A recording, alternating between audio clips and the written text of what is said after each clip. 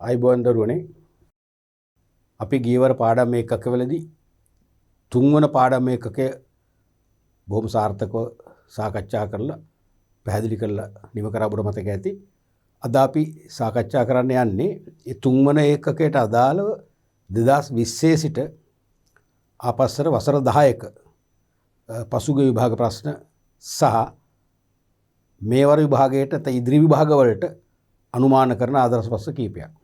මම හිතනවා මේ ප්‍රශ්න පත්‍ර අපි සාකච්ඡා කරලා අවසානයේදී ඔබට ඕනෑම ප්‍රශ්නයකට විභාගෙදී තුන්වන ඒකකයට අදාළව යොමු වෙන ඕනෑම ප්‍රශ්නයකට නොබියව පිළිතුරු ලියන්න ශක්තිය ලැබෙයි. අපි බලමු පළවෙනි ප්‍රශ්නය. මේ 2020 කියන්නේ ගිය අවුරුද්දේ අහපු විභාග ප්‍රශ්නය. දෙවන ප්‍රශ්නේ රෝම ඉලක්ක 1 අයන්න වශයෙන් තමයි ඔක ආවේ. වෙළඳ විසමාචාර පිළිබඳව ඔබට පැමිණිලි කළ හැකි ශ්‍රී ලංකාවේ ස්ථාපිත ආයතන 4ක් නම් කරන්න. අපි පුළුල්ව කතා කරන්නේ වෙළඳ විසමාචාර mal practices ව්‍යාපාර ලෝකයේ නැත්නම් වෙළඳ ලෝකයේ ව්‍යාපාරිකයෝ පාරිභෝගිකයින් අසහනයට හා පීඩාවට පත් කිරීමට හේතු වන ආකාරයෙන් සිදු කරනු ලබන අයිතු ව්‍යාපාර ක්‍රියාකාරකම් නැත්නම් නොමනා ව්‍යාපාර කටයුතු තමයි අපි විසමාචාර නැත්නම් ව්‍යාපාරික වෙළඳ විසමාචාර වශයෙන් කතා කරේ. නැත්නම් අපචාර වශයෙන් කතා කළේ. එවැනි විසමාචාර වලට අපිට මුහුණ දෙන්න උනාම අපිට සහනයක් අවශ්‍යයිනේ. අපට පාරිභෝගික අයිතිවාසික මුකුත් තියෙනවනේ සහන සලසා ගැනීම ඇති කියලා. ඒ සහන සලසා ගැනීම අයිතිවාසිකම ක්‍රියාත්මක කිරීම පිණිස අපිට පැමිණිලි කළ හැකි බලාධිකාර කීපයක් තියෙනවා. ඒ බලාධිකාර ලව් අපිට සාධාරණයක් ඉෂ්ට කරගන්න පුළුවන්. ඔබ දන්නවා ශ්‍රී ලාංකික පාරිභෝගිකයන් වශයෙන් අපිව ආරක්ෂා කරන ඒ වගේම අපිට සහන සලසා ගැනීමට ඉදිරියෙන්ම ක්‍රියාත්මක වන ප්‍රධානම ආයතනය නැත්නම් ශ්‍රී ලංකාවේ පාරිභෝගික ආරක්ෂණයේ කේන්ද්‍රස්ථාන වශයෙන් සැලකෙන ජාතික ආයතන වශයෙන් සැලකෙන පාරිභෝගික කටයුතු පිළිබඳ අධිකාරිය තමයි අපිට මුලින්ම මතක් වෙන්නට ඕනේ. ඒක කිසි කෙනෙක් හිතන්න පාඩම් කරන්න දෙයක් නෑ. තමන්ගේ මනස තුල ඉතා පැහැදිලිව එක දැන් සදාකාලිකවම තැන්පත් වෙලා තියෙනවා. එහෙනම් අපිට සිදුවන විසමාචාර වලට එරෙහිව සහන සලසා ගැනීමට අපිට මුලින්ම මතක් වෙන්න ඕනේ පැමිණිලි කිරීම සඳහා පාරිභෝගික කටයුතු පිළිබඳ අධිකාරිය. ඊළඟට ශ්‍රී ලංකා ප්‍රමිති ආයතනයේ දෙවනුව මතක් වෙයිනේ. මොකද ලංකාවේ වෙළඳපොළ තුල අලෙවි කෙරෙන නිෂ්පාදිතවල ගුණාත්මක භාවය නැත්නම් ස්තරම් භාවය ආරක්ෂා කිරීම පිණිස ජාතික මට්ටමින් ප්‍රමිති හඳුන්වා දෙන ජාතික මට්ටමින් ප්‍රමිති ක්‍රියාත්මක කරන එකම ආයතනය තමයි ශ්‍රී ලංකා ප්‍රමිති ආයතනය.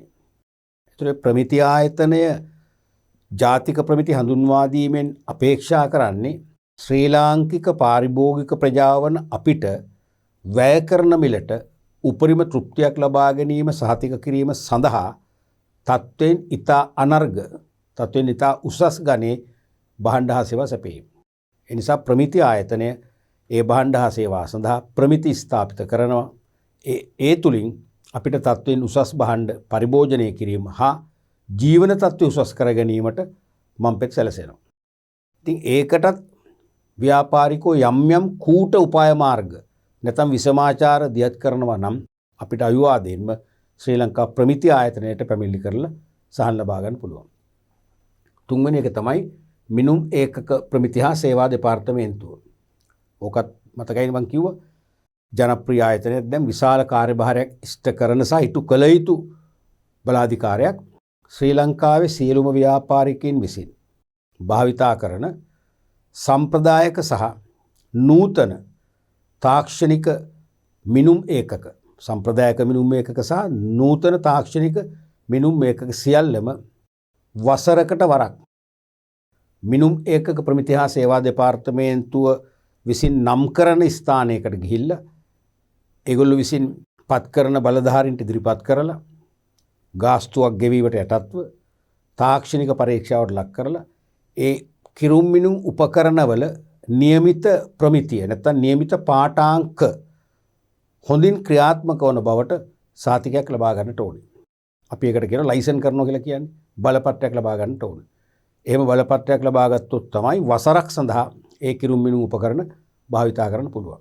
ඒ තුලින් උත්සාහ කරනවා පාරිභෝගිකයින්ට කිරුම් මිනුම් උපකරණවල දෝෂ නිසා හෝ කිරුම් මිනුම් උපකරණ අයථා ලෙස භාවිතා කිරීමෙන් හෝ එක්කෝ එහි පවතින දෝෂ නිසා නැත්නම් ව්‍යාපාරිකයින් විසින් ඒවා අයථා ලෙස භාවිතා කිරීමෙන් පාරිභෝගිකයාට අඩුවෙන් කිරුම් මිනුම් සිදු කරලා නැත්නම් Taman ගෙවන මිලට අසාධාරණ වන ආකාරයෙන් භාණ්ඩ ප්‍රමාණයක් ක්වොන්ටිටි එකක් සපයලා කූට ලෙස ලාභ ලැබීමට ඇති අයිතිය විනාශ කරන්න නැත්නම් බැහැර කරන්න.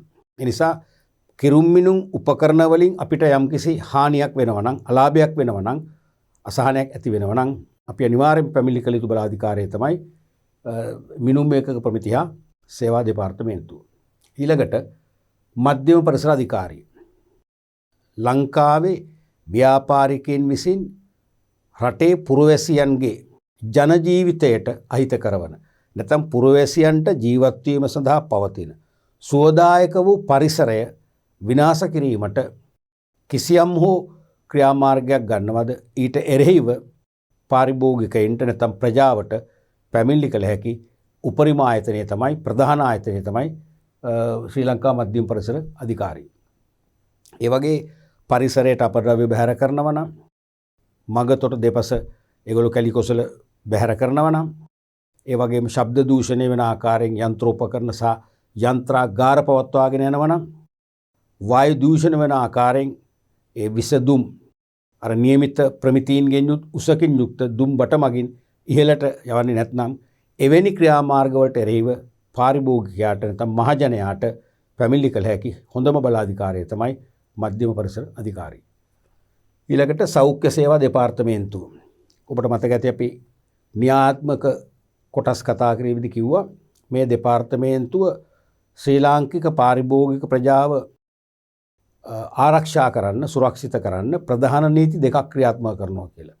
ඒ තමයි 1980 අංක 26 දරන ආහාර පනත අනිත් එක 1980 අංක 27 දරන විලවුන් උපකරණ හා ඖෂධ පනත. මේ නීති දෙකෙන් ආහාර පාන බෙහෙත් වර්ග විවිධ සුවඳ විලවුන් වර්ග පර්ෆියුම්ස් අපිට අහිත කරන ආකාරයෙන් වෙළඳ පොලේ නිපද වෙනවා නම් එක්ක බෙදා හරිනවා නම් එක්ක අලිවි කරනවා නම් එක්ක ඒව ආනයනය කර ලංකාවේ අලිවි කරන්න නැත්නම් විකුරන්න ක්‍රියාත්මක වෙනවා නම් ඊට එරෙහිව පාරිභෝගිකයාට පැමිණිලි කළ හැකි ජාතික මට්ටමේ ආයතනය තමයි සෞඛ්‍ය සේවා දෙපාර්තමේන්තුව. ඊළඟට දිස්ත්‍රික් ලේකම් කාර්යාලය. සෑම දිස්ත්‍රික්කයක්ම ආවරණය වන පරිදි දිස්ත්‍රික් ලේකම් කාර්යාලයක් තියෙනවා.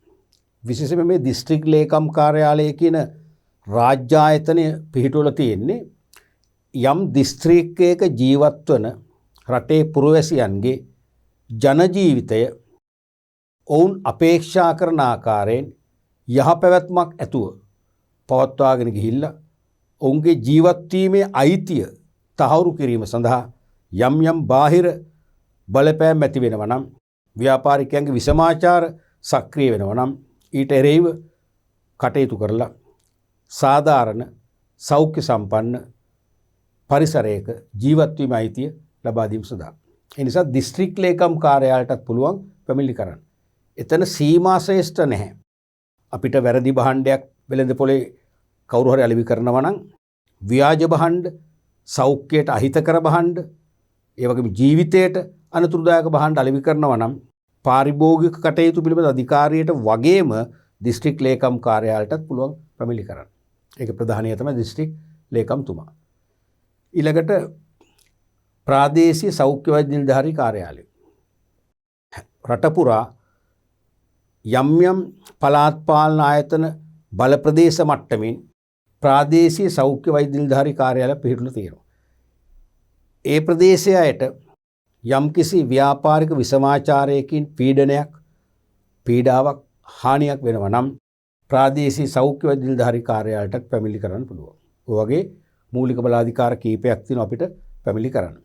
මම නැවතත් කියනවා මම න්‍යායාත්මක විෂය කරුණු ඉගැන්වීමේදී මතක් කළා වගේම දැනුත් මතක් කරනවා මේ බලාධිකාර මොනව තිබුණත් ප්‍රධානම ආයතනය තමයි පළවෙනි එක. පාරිභෝගික කටයුතු පිළිබඳ අධිකාරිය Consumers Affairs Authority. මේ ඕනෑම අවස්ථාවක දැන් මේ කියන්නේ ප්‍රමිති ආයතනයට වේවා, මිනුම් ඒකක ප්‍රමිති හා සේවා දෙපාර්තමේන්තුවට වේවා, නැත්නම් දිස්ත්‍රික් ලේකම් කාර්යාලයට වේවා සෞඛ්‍ය සේවා දෙපාර්තමේන්තුවට වේවා පැමිණිලි කළ හැකි. පැමිණිල්ලක් වුවද එම බලාධිකාරවලට නොගොස් පාරිභෝගික කටයුතු පිළිබඳ අධිකාරියට පැමිණිලි කරන්න පුළුවන්. ඒ නයිනුත් පේන්නේ මොකක්ද? අපිව ආරක්ෂා කරන අපිට සහන ඉල්ලා සිටිය හැකි ප්‍රධානම ආයතනයේ ජාතික ආයතනයේ මේ සියල්ලට වඩා පාරිභෝගික කටයුතු පිළිබඳ අධිකාරියයි. පැහැදිලිනේ? ඊළඟ ප්‍රශ්නට යමු. මේ 2020 අවුරුද්දේම දෙවෙනි ප්‍රශ්නේ රෝමිලක්කා එකේ ආ කොටස වශයෙන් අහපු ප්‍රශ්නය. වෙළඳුන් විසින් සිදු කරනු ලබන වෙළඳ විසම ආචාර දෙකක් කෙටියෙන් විස්තර කරන්න. ඕක වෙළඳුන් කියලා එන්න පුළුවන්, ව්‍යාපාරිකෝ කියලා එන්න පුළුවන්, අලෙවිකරෝ කියලා එන්න පුළුවන්, විසමාචාර වෙනුවට වෙළඳ අපචාර කියලා එන්න පුළුවන්. ඒත් ප්‍රශ්නයක් නැහැ. වෙළඳුන් විසින් සිදු කරන ප්‍රධාන වෙළඳ විසමාචාර දෙකක් කෙටියෙන් විස්තර කරන්න.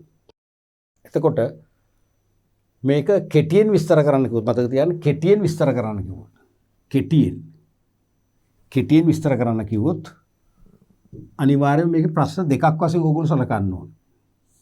මේක පළවෙනි එක, මේක දෙවෙනි එක.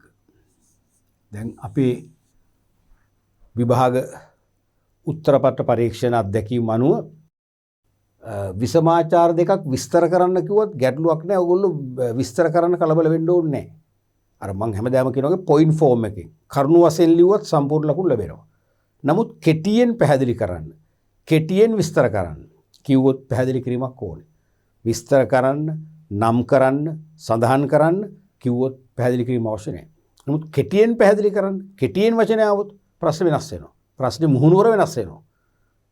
තේරුම් ගන්න මම මේව තමයි ළමයිට කියන්නේ විෂය තාක්ෂණය. නැත්තම් ප්‍රශ්න පත්‍රයට මුහුණ දීමේ තාක්ෂණය. කියන්නේ ඕක අපි විෂය දැනගත්තර මදි විභාග ප්‍රශ්නෙන් අපේ විභාග ප්‍රශ්නයේ තුලින් controlling chief නැත්නම් ප්‍රධාන පාලන පරීක්ෂකතුමා. ඒ කියන්නේ ප්‍රශ්න පත්‍රයේ සම්පාදනය කරන විශ්වවිද්‍යාල ජ්‍යෙෂ්ඨ කතිකාචාර්යවරයා. විශ්වවිද්‍යාලයේ ජ්‍යෙෂ්ඨ මහාචාර්යවරයා නැත්නම් අපේක්ෂා කරන්න මොන ආකාර පිළිතුරක්ද? අපි මේ පිළිතුරේ හැඩතල අපි හඳුනගෙන තියෙන විභාගයට පෙර. දැන් මෙන්න මෙවැනි ප්‍රශ්න රටාවකින් ජ්‍යෙෂ්ඨ මහාචාර්යවරයා අපේක්ෂා කරන්නේ ඒ කියන්නේ කරුණ නම් කරලා කෙටි පැහැදිලි කිරීම. ලකුණු දෙකක් ලැබෙනවා නම් නම් කිරීමට ලකුණු 1යි, පැහැදිලි කිරීමට ලකුණු 1යි, ලකුණු 2යි. ලකුණු 1ක් නම් කිරීමට ලකුණු භාගයයි, පැහැදිලි කිරීමට ලකුණු භාගයයි තමයි ලකුණු හම්බෙන්නේ. ඒ නිසා ඒක අනිවාර්යයෙන්ම අපේක්ෂා කරනවා. එතකොට පළවෙනි එක තමයි භාණ්ඩවල මිල වෙනස් කර විකිණීම. භාණ්ඩවල මිල වෙනස් කර විකිණීම. දැන් ඕක තමයි එක පොයින්ට් එකක්, එක පිළිතුරක්. දැන් මේක ලැබෙනවා කරුණු දෙකක් නම් කිරීමට භාගයේ බැගින් ලකුණු 1යි. භාගය වැඩි කිරීම දෙක සමාන ලකුණු 1යි. කරුණු දෙකක් විස්තර කිරීමට භාගයේ බැගින් ලකුණු 1යි. නැත්නම් භාගය වැඩි කිරීම දෙක සමාන ලකුණු 1යි. පැහැදිලිද? මුළු ලකුණු දෙක ලැබෙන්නේ මේ විදිහටයි. කරුණු දෙකක් නම් කිරීමට භාගයේ බැගින් 1යි. ඒ දෙක විස්තර කරාම කරුණකට වෙනත විස්තර කිරීමේ කරුණකට භාගයේ බැගින් ලකුණු 1යි. එතකොට දැන් මේකට ලැබෙන ලකුණු භාගයයි. මේකට ලැබෙන ලකුණු භාගයයි. පැහැදිලිද? ඒතර ඔබට දැන් අපි උගන්වපු දේ අනුව, ඔබ ඉගෙනගත්ත දේ අනුව, ඔබ ඉගෙනගත්ත ආකාරය අනුව කිසිදු ප්‍රශ්නයක් නැහැ. පැකිලීමකින් තොරව සම්පූර්ණ පැහැදිලි කිරීම කරන්න පුළුවන්. මම නැවතත් කියනවා මේක පැහැදිලි කරන්න කියලා මම මේ කියාගෙන යන්නේ ආර්ථික විද්‍යාව, ගිණුම්කරණය, ප්‍රශ්න පත්‍රවලදී වගේ විශ්ලේෂණාත්මක වූ දීර්ඝ සංසන්දනාත්මක පිළිතුරු නෙවෙයි මේ අහන්නේ. මේ කරුණ ඉතාම කෙටියෙන් ඔබට වචන 5කින් 6කින් නැත්තම් එක වාක්‍යයකින් වාක්‍ය එකමාරකින් වගේ පැහැදිලි කිරීම හොඳටම ප්‍රමාණවත්. අනවශ්‍ය විස්තර ලියන්න මෙපා. තේරුණාද? දැන් මම මෙහෙම කිව්වට ඇතැම් අවුරුදු වල controlling chief නැත්තම් ප්‍රධාන පාලන පරීක්ෂකතුමා මේකට විස්තර කිරීමක් අපේක්ෂා කරන්නේ නැහැ. පොයින්ට් එක තියෙනවා ලකුණු දෙන්න කියලා අර උත්තරපත්‍ර පරීක්ෂණයේදී ආරම්භක දවසේ ආරම්භක දේශනයක් තියෙනවනේ සීලු මුත්‍ර පරීක්ෂකවරුන් කැඳවල. අන්නේ ආරම්භක උපදේශන ලබා දෙන දේශනයේදී කියනවා කරුණු තුනකට ලකුණු දෙන්න කියලා. නමුත් ඒ වාසිය, ඒ සහනය හැමදාම ලැබිලා නැහැ. ඒ නිසා අපි ඒ සහනය අමතක කරලා දාන්න. අපි නියම පිළිතුර කියන්නේ සම්පූර්ණ ලකුණු ලබාගත හැකි නියම පිළිතුර ලියන විදිහට අපි ලියමු. ඒ නිසා මම දැන් මේ කෙටි කරලා ලිව්වේ පළවෙනි එක භාණ්ඩවල මිල වෙනස් කර විකිණීම කියලා ලිව්වා. ඒ ලංකාවේ ජනප්‍රිය විසමාචාරයක්නේ. මේ දවස්වල හරි ජනප්‍රියයිනේ. ඒතර ඕකට ලකුණු භාගය. ඉතුරු ලකුණු භාගය ගන්න මොකද කරන්නේ? ඉතාලම කෙටියෙන් පැහැදිලි කරන්න. උදාහරණයක් වශයෙන් ලියන්න පුළුවන් ඇතැම් වෙළඳුන් හැමෝම නෙවෙයිනේ. ඇතැම් ව්‍යාපාරිකයෝ නැත්නම් ඇතැම් වෙළඳුන් භාණ්ඩේ ලකුණු කළ මිල සිය අභිමතය පරිදි නැත්නම් කූට ලෙස ලාභ ලබා ගැනීම අරමුණෙන් අවස්ථානුකූලව වෙනස් කර නැත්නම් වැඩි කර අලෙවි කරනු ලැබේ. එච්චරයි. අන්න එවැනි ඉතාලම කෙටි අදහසක්. වෙළඳුන් අවස්ථානුකූලව කූට ලෙස ලාභ ඉපයීමේ අරමුණෙන් ලකුණු කළ මිල වෙනස් කරමින් අලෙවි කිරීමයි. හොඳටම ඇති. ලකුණු භාග හම්බෙනවා. දෙවැනි එක තමයි යල්පිනූ භාණ්ඩ අලෙවිය. ඒකටත් ලකුණු භාගයක් ලැබෙනවා. ඒකත් කරනවානේ. යල් පැන ගිය බෙහෙත් අලෙවි කරනවා. යල් පැන ගිය මස් මාංශ අලෙවි කරනවා. Farm items. යල් පැන ගිය සහල් අලෙවි කරනවා. තේරෙනවද? යල් පැන ගිය කෝඩියල් වර්ග විවිධ ආහාර පාන වර්ග අලෙවි කරනවා. ඒකත් විසමාචාරයක් තමයි. ඒතර ඒකට ලකුණු භාගයක් ලැබෙනවා. පැහැදිලි කිරීම ලකුණු භාගයයි. කොහොමද පැහැදිලි කරන්නේ? යල්පිනූ භාණ්ඩ අලෙවිය. වෙන පුළුවන් ගනුදෙනු කරන පාරිභෝගිකයාට තම වොමනා සපුරා ගැනීමට තරම් සුදුසු නොවන මට්ටමට පරණ වූ නැත්තම් කල්පසු භාණ්ඩ අලෙවි කිරීමයි. ඒ වෙනි අදහසක්. දැන් මම කියන වචනම මම කියන පදමාලාවම මම කියන තනුවම ඕනේ. තමන්ගේ තනුවක්, තමන්ගේ පදමාලාවක්, තමන්ගේ අදහසක් ලියන්න. හැබැයි ඒ අදහස තුලින් තනිකර මේ ලියන පොයින්ට් එක ඔප්පු වෙන්නට ඕනේ. යල්පිනූ භාණ්ඩ අලෙවි කිරීම කියන කාරණය ප්‍රූව් වෙන්න ඔප්පු වෙන්නට ඕනේ ඔබගෙන අදහසෙන්. තේරෙනවද? නිශ්චිත පිළිතුරක් නැහැ. මේක අපි උදේ පාන්දර නැගිටලා භාවනා යෝගීව කටපාඩම් කරන දේවල් නෙමෙයි. තමන්ගේ සිත තුලින් ඉන්න ඕනේ. තමන්ගේ සිත තුලින් නැත්තම් තමන්ගේ බ්‍රේන් එකෙන් ඉන්න ඕනේ. මෙන්න මේ වගේ දසම ලියනවා කියලා. තේරෙනවද? ඊළඟට කල් ඉක්ුත් වීමේ දිනේ වෙනස් කිරීම. ඕකත් ඕගලන්ට අත්දැකීම් ඇතිනේ. හරිම ජනප්‍රිය විසමාචාරයන්නේ. කල් ඉක්ුත් වන දිනේ වෙනස් කරනවා. සමහරට වෙළඳසැල් වැහුවම අපි දැකලා තියෙන රාත්‍රී 11 12 1 2 වෙනිකුත් ලයිට්ස් දාගෙන ඇතුළේ සද්දපත් දැහෙනවා. මිනිස්සු නැගිටලා මොනවා හරි කරනෝනේ. ඒ කරන්නේ මේ වගේ තමයි කරන්නේ. හිතාමතාම කල් ඉක්ුත් වන දිනේ වෙනස් කරනවා. එක්ක අලුතෙන් ලේබල් එකක් print කරනවා. print කරලා අර ලේබල් එක උඩින් අලවනවා. ඒක ලේබල් එක ගලවලා අලවනවා. නැත්තම් රතු පෑනින් නැත්තම් කළු පෑනින් කපලා හදනවා. ඒවා තහනම් වැඩ. පාරිභෝගික කටයුතු පිළිබඳ අධිකාරී පනත 14 නව ගන්ති අනුව නොකළ යුතු දේවල් දඬුවම් ලැබිය හැකි වරදවල්. එතකොට මේකට ලකුණු භාගයක් ලැබෙනවා. ඉතුරු භාගය ගන්න කොහොමද? ඉතුරු භාගය ගන්න අපි කෙටියෙන් ලියනවා. ඒ කියන්නේ මොකක්ද? කිසියම් භාණ්ඩයක් පරිභෝජනයට නුසුදුසු වන දිනය ආසන්න වන විට ඊතා කූට ආකාරයෙන් එම දිනය දීර්ඝ කිරීමයි. එවැනි අදහසක්. දැන් මම කිව්ව අදහසනේ.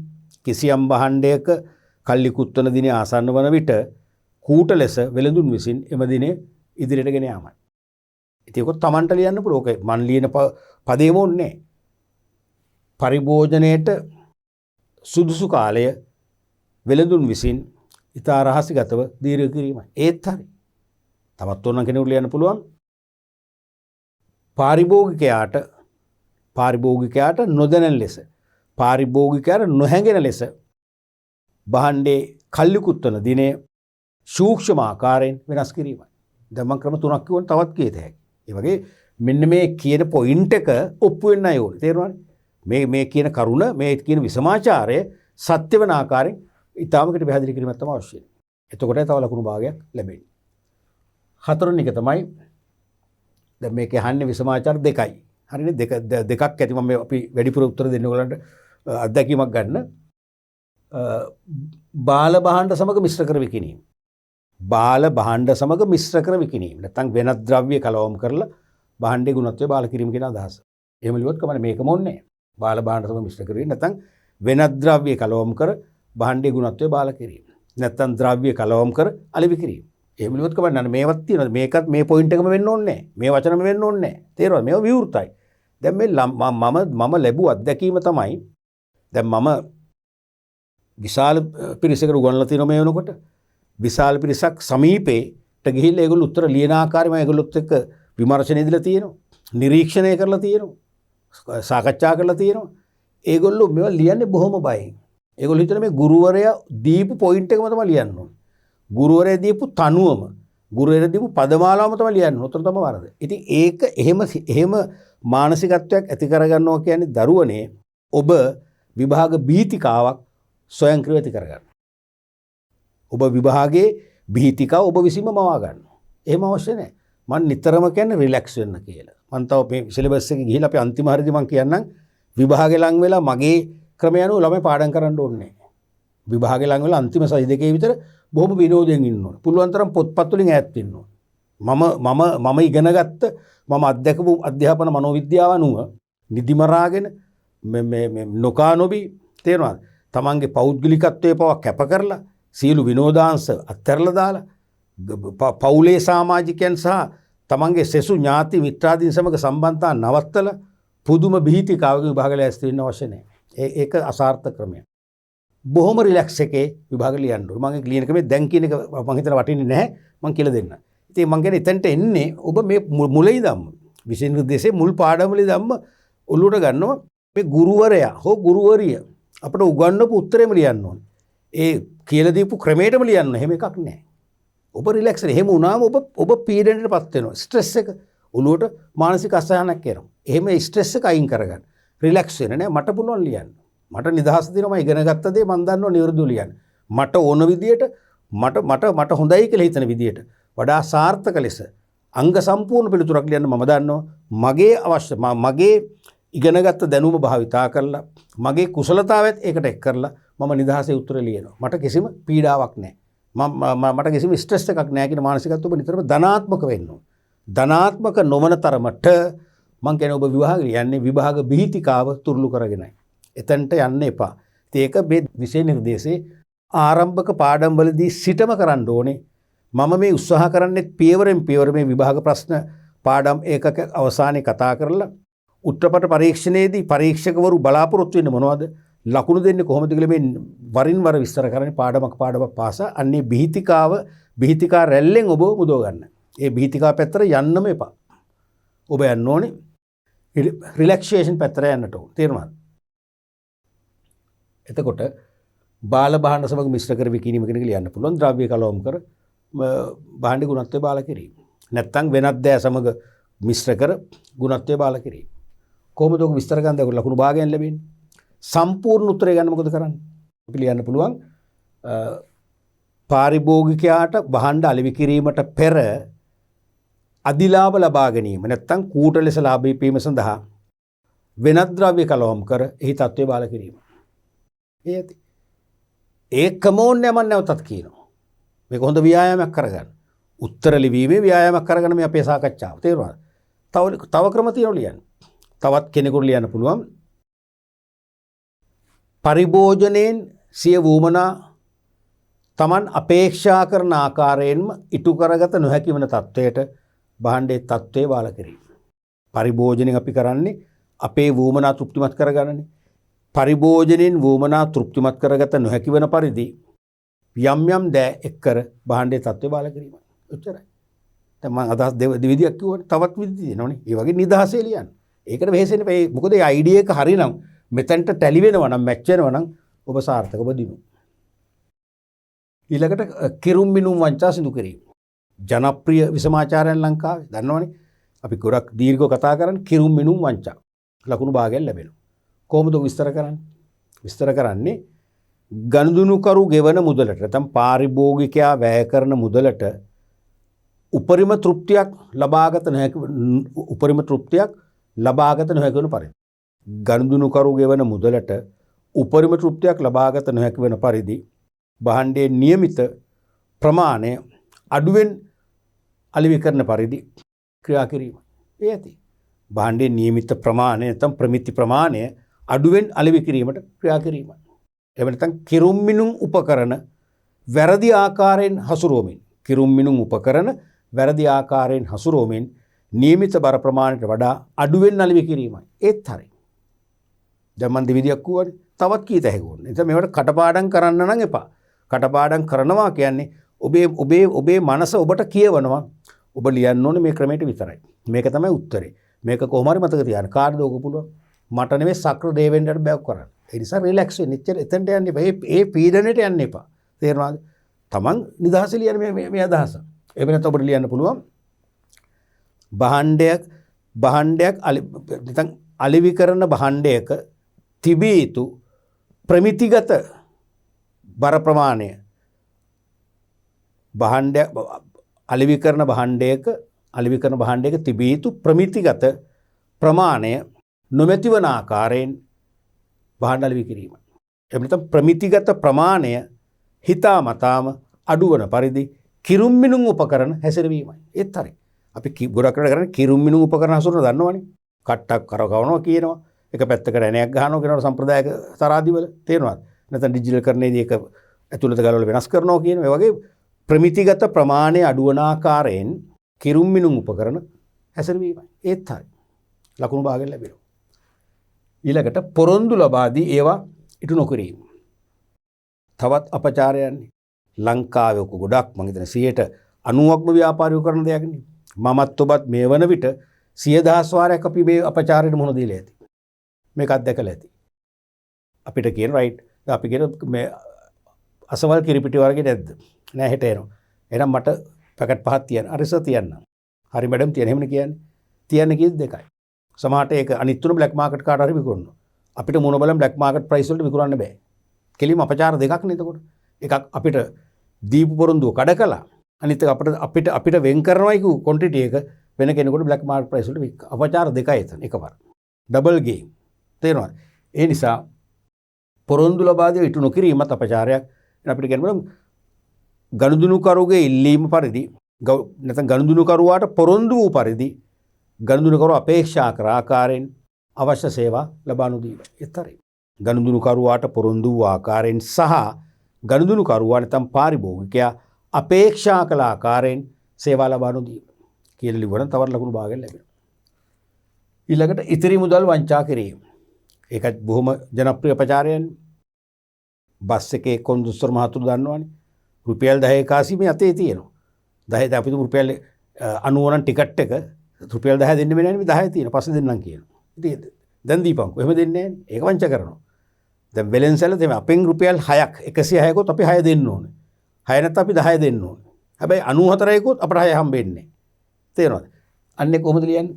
ඒ කියන්නේ අපිට ලියන්න පුළුවන් භාණ්ඩයක් මිලදී ගැනීමේදී නියමිත මිල සඳහා භාණ්ඩයක් මිලදී ගැනීමේදී ගෙවිය යුතු නියමිත මිල සඳහා ගෙවන ලද මුදල් ප්‍රමාණයෙන් ඉතිරි වෙන මුදල් කොටස අහිමි වීමයි.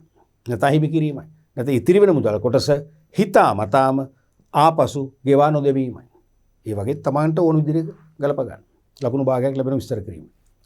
ඊළඟට අයථා ප්‍රචාරණේ යෙදීම. පාරිභෝගික කටයුතු පිළිබඳ අධිකාරී පනත අනුව අයථා ප්‍රචාරණේ සපුරා තහනම්නේ. ඒ කියන්නේ පාරිභෝගිකයා නොමග යවන සුළු හෝ රවටන සුළු හෝ අපහසුතාවයට පත් කරන ආකාරයේ අසත්‍ය තොරතුරු ඇතුළත් කිසිදු ප්‍රචාරණ ක්‍රියාවලියක දෙන්න බෑ. ඒක තමයි එහෙම යෙදෙනවා නම් අපි ඒකට කියනවා අයථා ප්‍රචාරණේ දීම. නැත්නම් වැරදි ප්‍රචාරණේ දීම. එහෙනම් අපිට ඕක කොහොමද විස්තර කරන්නේ? දැන් මේකට ලකුණු භාගයයිනේ. ඉතුරු ලකුණු භාග පැහැදිලි කිරීමට. ඒක විස්තර කරන්නේ පාරිභෝගිකයා නොමග යවන සුළු හෝ නැත්නම් නොමග යවන පරිදි හෝ රවටන සුළු ආකාරයෙන් හෝ අසහනයට පත්වන ආකාරයෙන් වැරදි තොරතුරු සහිතව නැත්නම් අසත්‍ය තොරතුරු සහිතව ප්‍රචාරණ කටයුතු දියත් කිරීමයි. එහෙම ලියවන හොඳට මේ වැඩිත් එක්කලා ඇති. නැත්නම් පාරිභෝගිකයාට අසාධාරණයක් වන ආකාරයෙන් ඔහුව නොමග යවන ආකාරයෙන් සිදු කරන ප්‍රචාරණය. ඒත් හරි. එහෙම ලියුවත් කමක් නැහැ. ඔය කොයි ආකාරයෙන් ලියුවත් නම් කිරීමට ලකුණු භාගයයි ගානේ ලකුණු 1යි. ඒ දෙක පැහැදිලි කරාම ඉතාම කෙටියෙන් ලකුණු භාගයව 2යි මුළු ලකුණු 2ක් ලැබෙනවා. ඊළඟ ප්‍රශ්නේ බලමු. මේකත් 2020 අවුරුද්දේ අවුරුදු විභාග ප්‍රශ්නයක්මයි. ඒ දෙවෙනි ප්‍රශ්නේ රෝම ඉලක්කම් 5 වශයෙන් අහපු තනි ප්‍රශ්නයක් සම්පූර්ණ ප්‍රශ්නයක්. තාර්කික පාරිභෝගිකයෙකු වෙළඳපොළ තුල හැසිරෙන ආකාරයේ කරුණු 4ක් ඇසුරින් පැහැදිලි කරන්න. තාර්කික පාරිභෝගිකයෙක් ලොජිකල් කන්සියුමර් කෙනෙක් නම් දැන් සමහර අය තාර්කික නැහැනේ. විශේෂයෙන් පිරිමි පක්ෂ අපි තාර්කික නැහැනේ. අපිට තේරෙන්නේ නැහැ. අපිට බාගයින් කරන්න තේරෙන්නේ නැහැ. කේවල් කරන්න තේරෙන්නේ නැහැ. සමජාතීය භාණ්ඩ කීපයක් අතුරෙන් සන්නම පරයනන්දමින් අපිට මානසිකව විශ්ලේෂණයක ඉඳලා හොඳම භාණ්ඩ අපිට තෝරගන්න තේරෙන්නේ නැහැ. කාන්තාව යතින් ගව් ගානක් ඉදිරියෙන් ඉන්නවා. නේ? තාර්කික පාරිභෝගිකුත් අනිවාර්යෙන්ම තාර්කික පාරිභෝගිකයන්ගේ ගොන්නට අපට නොපැකිලිව එක්කන්න පුළුවන් කාන්තාව. පිරිමි අපි ෆේලය දින්නේ. එතකොට තාර්කික පාරිභෝගිකයෙක් නම් තමන් වැය කරන මිලට උපරිමහා සාධාරණ තෘප්තියක්.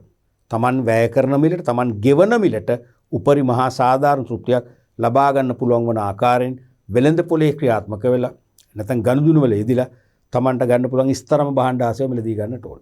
එතකොට එහෙනම් ඒ තාර්කික පාරිභෝගිකයෙක් වෙළඳපොළ තුල හැසිරෙනවා නම් මෙන්න මේ වගේ චර්යා ලක්ෂණ තියෙන්නට ඕන. පළවෙනි එක තමයි ගෙවන මිලට සාධාරණ අගයක් ඇති භාණ්ඩ තෝරා ගැනීම. හැම වෙලාවෙම ගෙවන මිලට සාධාරණ අගයක් නැත්නම් සාධාරණ වටිනාකමක් රීසනබල් වැලියු එකක් ලැබෙන ආකාරයේ භාණ්ඩ තෝරගන්නට ඕනේ. දැන් මේ සාධාරණ අගයක් කියන එක අපිට විවාදිතයිනේ. තේරුණාද? මට සාධාරණ අගයක් කියන එක ඔබට අසාධාරණ අගයක් වෙන්න පුළුවන්. මට සාධාරණ අගයක් කියන එක ඔබට ප්‍රශස්ත නොවන අගයක් වෙන්න පුළුවන්. යම් අගයක් තියෙන එක ප්‍රශස්ත නැහැ මදි. එහෙම නැත්ත කතාව. දැන් සමහර අපි අයිස්ක්‍රීම් ගත්තොත් අයිස්ක්‍රීම් වලින් මම අපේක්ෂා කරන්නේ ක්‍රීම් ගතිය. ක්‍රීම් ගතිය වැඩි වෙන්න ඕන. ක්‍රීම් ගතිය වැඩි නම් වෙන මොන වුණත් කමන්නේ මට ඒක වටිනවා. අයිස්ක්‍රීම් එක රුපියල් 50 අපි අයිස්ක්‍රීම් කප් එකක් කියලා රුපියල් 50යි කියන්නකෝ. මම ඒක 500කවත් ගන්නවා. නමුත් ඔබට ඒක අදාළ නැහැ. ඔබ ක්‍රීම් ගතිය සොයන්න බලන්න පැණි රස. රසය වැඩි වෙන්න ඕන. පැන් රසය වැඩි නැත්නම් ඔබට වැඩක් නැහැ. එහෙනම් දැන් ක්‍රීම් ගතිය වැඩි පැන් රසය අඩු නම් මොකද වෙන්නේ? ඔබට වටින්නේ නැහැ. ඒක මම කියන්නේ මේක එකිනෙක පාරිභෝගිකයට සාපේක්ෂයි. මේක එකිනෙක පාරිභෝගිකයාට සාපේක්ෂයි. එහෙනම් අපි ගෙවන මිලට සාධාරණයක් ඇති භාණ්ඩ අපි තෝරගන්න ඕනේ. තෝරගන්න නැත්නම් අපි තාර්කික නැහැ. මම අයිස්ක්‍රීම් වලින් අපේක්ෂා කරන මූලික ගුණාංගය ක්‍රීම් ගතිය නම් එහෙනම් ඒ ක්‍රීම් ගතිය වැඩි එකක් මම තෝරගන්න ඕන මම තාර්කික. ඔබ අයිස්ක්‍රීම් වලින් අපේක්ෂා කරන්නේ පැණි රසය නම් ඔබ එනම් පැන් රස ගතිය වැඩි එකක් තෝරගත්තේ නැත්නම් ඔබ අසාර්ථකයි. තේරුණාද? ඒක තමයි සාධාරණ අගයක් ඇති භාණ්ඩ තෝරගන්නවා කියලා කියන්නේ. දෙවෙනි එක තමයි ප්‍රමිති සහිත භාණ්ඩ මිලදී ගැනීම. ප්‍රමිති සහිත භාණ්ඩ මේ වන විට ලාංකික පාරිභෝගික ප්‍රජාවෙන් ඒ කියන්නේ අකුරු උගත්කමට අයිති වෙන සියලුම පාරිභෝගිකයෝ වගේ දන්නව ප්‍රමිතිකරණය ගැන. වෙළඳ පොලේ ප්‍රමිති සහිත භාණ්ඩ තියෙනවා. ප්‍රමිති නැති භාණ්ඩ තියෙනවා. ප්‍රමිතිය කියන අර්ථකථනය දන්නේ ගොඩක් පාරිභෝගිකයෝ සාමාන්‍ය ජනතාවනුත් ඒගොල්ලෝ දන්නවා ප්‍රමිති භාණ්ඩයක් නම් තත්ත්වය උසස්. ප්‍රමිති භාණ්ඩයක් නොවේ නම් බාලයි. ගන්න හොඳ නැහැ. ඒ නිසා අඩු ගානේ ප්‍රමිති සහිත භාණ්ඩවත් තෝරගන්නට ඕන. තාර්කික පාරිභෝගිකයන් නම් බලනවා මේක SLS තියෙනවද? අනික උත්සාහක සලකලා අන්තිම බලලා SLS තියෙනද? ඕකේ මම මේක ගන්නවා. මේක SLS නෑ මම ගන්නෙ නෑ. එහෙනම් අපි ප්‍රමිති සහිත භාණ්ඩ තෝරනවා කියන්නේ එයා තාර්කික පාරිභෝගිකයෙක්. අනික කේවල් කර ගුණාත්මක භාණ්ඩ වලදී ගැනීම. නිතරම කේවල් කිරීමේ අයිතිය අපිට තියෙනවා. බාගේනින් පවර එක අපි සතුයි. අපි කිසියම් වෙළඳසැලකදී අලෙවි කරුවා නැත්තම් වෙළඳ ව්‍යාපාරිකයා අපි අතටපත් කරන අපට ඔෆර් කරන භාණ්ඩෙම අපි ගන්න ඕනේ නැහැ. අපිට පුළුවන්කම වෙනුණු කේවල් කරන්න. නෑ මං ඉල්ලන්නේ ඕක නෙවෙයි. මං ඉල්ලන්නේ මෙන්න මේ වගේ බ්‍රෑන්ඩ් එකක්. මෙන්න මේ බ්‍රෑන්ඩ් එකෙත් මම මෙන්න මේ වර්ගය තමයි මං ඉල්ලන්නේ. මේ බ්‍රෑන්ඩ් එකෙත් මට ග්‍රෑම් 250ක එපා. ග්‍රෑම් 100ක හොඳ. මම ඉල්ලන්නේ මෙන්න මේ විදුලි උපකරණය. නැත්තම් මෙන්න මේ ෆෑන් එක. ඔයා කියන ෆෑන් එකත් හරි. නමුත් මේ ෆෑන් එකේ මෙන්න මේ ක්වොලිටි එක තියෙනවා. මේක අනිවාර්යයෙන්ම ඉන්වර්ටර් සිස්ටම් තියෙනවා. මේ ෆෑන් එක අපි ක්‍රියා කරන වාරයක් පාසා අපේ විදුලි බිල වේගයෙන් ඉහළ යන්නේ නැහැ. ඒ නිසා මට ඕනේ මෙන්න මේ වර්ගය. නැත්නම් මං ගන්නෙ නැහැ. අන්න කේවල් කරන්න. කේවල් කරලා අපි අනිවාර්යයෙන්ම තත්ත්ව උසස් භාණ්ඩ මිලදී ගන්නවා නම් අපි තාර්කිකයි. අපි තාර්කික පාරිභෝගික වෙනවා. ඊළඟට ලේබල් හෝ ඇසුරුම් මත ඇති තොරතුරු කියවා බලා මිලදී ගැනීම. මම නම් දකිනවා තවමත් මේක වෙන්නේ ඉතාම අඩුයි. අපි සුපර් මාකට් එකට ගියාම දැන් අපි දැන් ඔයගොල්ලෝ ඉගෙන ගන්න ළමයිනේ. අපි ගුරුවරු. අපිත් ඉගෙන ගන්නවා තාම. අපි දෙගොල්ලෝ ඉගෙන ගන්නවානේ. එහෙනම් අපි අධ්‍යයනයේ දෙන්නන් වශයෙන් සුපර් මාකට් එකක් හෝ යම් බෙලන්සලකට ගියාම අපි වටපිටාව ගැන නිරීක්ෂණය වෙන්න ඕනේ. සමහර එක හිත අපි ඕපදූප හොයනවා කියලා අපි ඕපදූප හොයන්න ඕනේ. ඕපදූප සොයන්නෝ තමයි විභාග ජය ගන්න ඕනේ.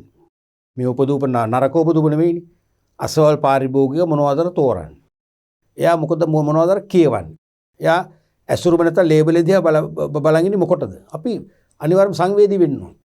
තේරුණාද? ලේබල් එක හෝ ඇසුරුමක තියෙන තොරතුරුනේ. ඒ කාටද අපි සඳහානේ. අපේ අයිතිවාසිකමක් සඳහානේ. ජෝන් එෆ් කෙනඩි හඳුන්වා දුන් තොරතුරු දැනගැනීම අයිතිවාසිකම. ඒ තොරතුරු දැනගැනීම අයිතිවාසිකම සෑම මිලදී ගැනීමක් වාරයක් පාසා. ඒක අපි මේ පන්ති කාමරේ විතර සීමා කරලා හරියන්නේ නැහැ. ප්‍රධාන මිලෙන් වැඩි භාණ්ඩයක් මිලදී ගැනීමේදී පමණක් නොවේ. රුපියල් 2ක් 3ක් වන්න පුංචිම ටොෆි එකක ඉඳන් මහා පරිමාණ ගුවන් යානයක් මිලදී ගැනීම දක්වාම අපිට තොරතුරු දැන ගැනීම අයිති අපි ක්‍රියාත්මක කරන්න ඕනේ. මම ඒක කියන්නේ සෑම මිලදී ගැනීමේ වාරයක් පාසාම තොරතුරු දැන ගැනීම අයිතිවාසිකම අපි අපේ පැත්තට හසුරුවා ගන්නට ඕන. එහෙමනම් ලේබලේ තියෙන්නේ ඇසුරුම තියෙන්නේ අපිට තොරතුරු ප්‍රසිද්ධ කරන්න, තොරතුරු ලබා දෙන්න අපි කියවන්න ඕන. කියවුව අපිට දැනෙනවා මේක මට ගැලපෙන භාණ්ඩයක්ද? විශේෂයෙන් මේක ඉන්ග්‍රීඩියන්ට්ස් තියෙනවා. අඩංගු ද්‍රව්‍ය. මොනවද මේ අඩංගු ද්‍රව්‍ය? සමහර අයට මිරිස් හොඳ නැහැ. එහෙනම් මිරිස් අඩංගු නම් අපි මේක ආහාර වර්ග ගන්න එයා ගන්නෙ නැහැ. සමහර අයට අන්නාසි ඇලර්ජික්. අන්නාසි තක්කාලි ඇලර්ජික්. කෝඩියල් එකක් වෙන්න පුළුවන්, සෝස් බෝතලයක් වෙන්න පුළුවන්. තේරෙනවද? එහෙනම් එවැනි දෙයක් තියෙනවා අපි විලදී ගන්නෙ නැහැ. නැත්තම් වෙන්නේ අපි අපට අහිතකර අපිට ඇලර්ජික් වන භාණ්ඩයකල පරිභෝජනය කරනවා. එහෙනම් අපි අතාර්කිකයි. එහෙනම් ලේබල් හෝ ඇසුරුම් මත ඇති තොරතුරු කියවා බලා මිලදී ගැනීමේ පුරුද්දක් චර්යාවක් අපිට තියෙනවා නම් අපි තාර්කික පාරිභෝගිකයෙක් වෙනවාමයි. ඊළඟට පාරිභෝගික අයිතිවාසිකම් කඩකිරීම පිළිබඳව අදාළ බලධාරීන් පැමිණිලි කිරීම. අපේ අයිතිවාසිකම් කඩ වෙනවනේ. අපිට තෝරගන්න දෙන්නේ නැහැ. ඒගොල්ලෝ කියන භාණ්ඩෙම ඒගොල්ලෝ ඔෆර් කරන භාණ්ඩෙම අපි ගන්න ඕනේ. තේරුණාද? ලේබල් එක ඉරලා. නැත්තම් ඇසුරුම ගලවලා දාලා. ඇසුරුම නැතුව තමයි අපිට භාණ්ඩ අලිවි කරන්න. මොකද වෙන්නේ? අපේ අයිතිවාසිකම්. තොරතුරු දැන ගැනීමේ අයිතිය, තෝරා ගැනීමේ අයිතිය අමුම මේ උල්ලංඝනය කරලා. එහෙමනම් එවැනි අවස්ථාවක ඒ අපේ අයිතිවාසිකම් කඩ කරලා නම් පැහැදිලිවම අපි අදාළ බලධාරීන්ට පාරිභෝගික කටයුතු පිළිබඳ අධිකාරිය, ප්‍රමිති ආයතනය, මිනුම් ඒකක ප්‍රමිතියා සේවා දෙපාර්තමේන්තුව, දිස්ත්‍රික් ලේකම් කාර්යාලය, ෆාමසි අයිටම් එකක් නම් සෞඛ්‍ය සේවා දෙපාර්තමේන්තුව, ඒ නියමිත බලාධිකාර හෝ නැත්නම් නියමිත බලධාරීන්ට පැමිණිලි කරන්නට ඕනේ. එසේ පැමිණිලි කළ යුතුයිමත් මොකක්ද අපි? මතකද? මොකක්ද? පාරිභෝගික වගකීම. මතකනේ? අයිතිවාසිකම් සහ වගකීම් අපි කතා කරා එකම කාසිය දෙපැත්ත වගේ. අපි පාරිභෝගික අයිතිවාසිකම් අවබෝධ කරගෙන තියෙනවා. අයිතිවාසිකම් රැක ගැනීම සඳහා අපි පාරිභෝගික වගකීම් අපි ක්‍රියාත්මක කරනවා නම් අපි තාර්කික පාරිභෝගිකයි. එහෙනම් අනිවාර්යයෙන්ම අපිට අපේ අයිතිවාසිකම් කඩවීම කියන්නේ අපිට විසමාචාරයකට මුහුණ දෙන්න වෙලාව. අපිට විසමාචාරයකට මුහුණ දෙන වාරයක් පාසා අපේ අයිතිවාසිකමක් හෝ කීපයක් කඩ වෙනවා. එහෙනම් ඊට එරෙහිව ශනිකව පමා නොකර අදාළ බලාධිකාරෝ බලධාරීන්ට පැමිණිලි කිරීමේ පාරිභෝගික වගකීමක් තියෙනවා. ඒ වගකීම අපි ඉටු කරනවාද අපි තාර්කික පාරිභෝගිකෙක් වෙනවා. ඒ වගකීම අපි පැහැර හරිනවාද නොසලකා හරිනවාද අපි අතාර්කික පාරිභෝගික වෙනවාමයි. ඊළඟ එක තමයි සහයෝගයෙන් කටයුතු කිරීම. හොඳ පාරිභෝගිකෙක් තාර්කික පාරිභෝගිකයෙක් නම් සහයෝගයෙන් කටයුතු කරන්න ඕනේ. මතකනේ? සහයෝගීතාවේ සොලිඩරිටි කියන්නේ මොකද්ද? පාරිභෝගික වගකීමක්.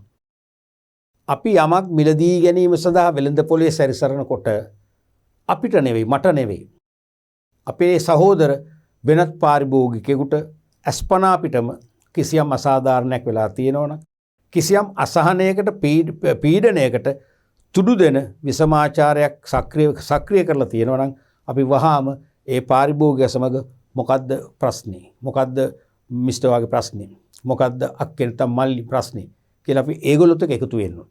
එකතු වෙලා අපි සංදානගත වෙනවා. සංවිධානගත වෙලා අපි බොහොම කියන්නේ බලහත්කාරයෙන් නොවේ. තේරෙනවද? ආවේගශීලීව නෙවෙයි. ඇයි මිස්ටර් නැත්නම් ඇයි මුදලාලි එහෙම කරන්නේ?